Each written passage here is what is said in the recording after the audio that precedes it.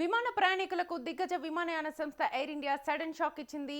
Global jet fuel ధరలు భారీగా పెరిగిన క్రమంలో దేశీయ అంతర్జాతీయ విమానాల టికెట్లపై ఫ్యూయల్ సర్ఛార్జీలు పెంచుతున్నట్లుగా తాజాగా ప్రకటించింది. సవరించిన కొత్త సర్ఛార్జీ రేట్లు దేశీయ విమానాలకు అయితే ఏప్రిల్ 8, 2026 నుంచి అమల్లోకి వస్తాయని తెలిపింది. అదే ఇంటర్నేషనల్ మార్గాల్లో అయితే ఏప్రిల్ 10 నుంచి కొత్త రేట్లు అమలవుతాయని తెలిపింది. ఇటీవలి కాలంలో అంతర్జాతీయ మార్కెట్లో విమాన ఇంధన ధరలు దాదాపు రెట్టింపయ్యాయి. దీంతో ఆ భారాన్ని తగ్గించుకునేందుకు ప్రయాణికులకు బదిలీ చేయాల్సి వస్తోందని తెలిపింది.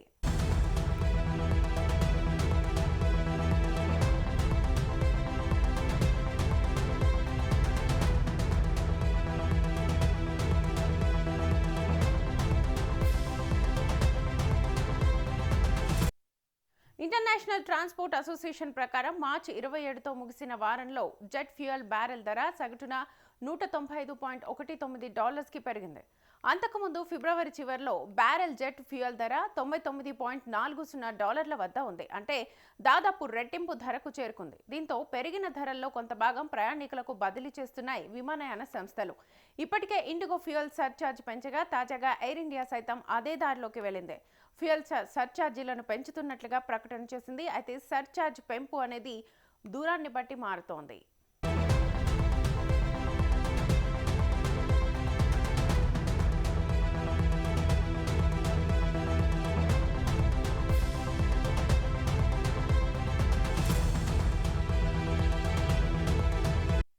అంతర్జాతీయ మార్గాల్లో నడిచే విమానాల టికెట్లపై సర్ఛార్జీ పెంపు అనేది ఏప్రిల్ 10వ తేదీ నుంచి అమల్లోకి వస్తుంది. అయితే ఈ ఛార్జీలు అనేవి విమానం వెళ్లే ప్రాంతాన్ని బట్టి మారుతుంటాయి.